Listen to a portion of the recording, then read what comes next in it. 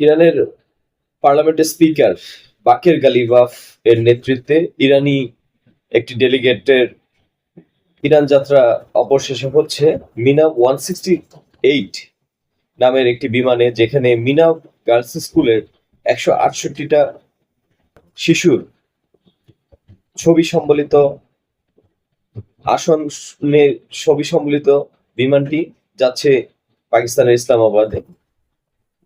এখানে বলে রাখা ভালো যে মিনা 168 এই বিমানের ফ্লাইট দিয়ে ইরান এটা বোঝাতে চাচ্ছে যে ইরান তাদের যে নিহত আছে তাদের প্রতি শ্রদ্ধাশীল এখনো, এবং তারা চাচ্ছে যে আলোচনার সময় এই হত্যাকৃত লোকজনগুলোই, সাধারণ নাগরিকগুলোই তাদের সামনে আসবে।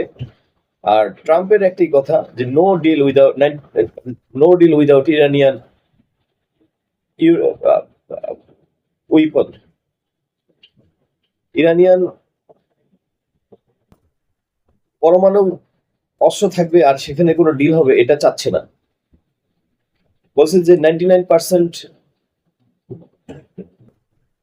ইরানিয়ান ডিলটা হতে পারে তখনই যখন ইরানের কোনো পরমাণু অস্ত্র থাকবে না। এটা উনি সাফ বলে দিয়েছেন।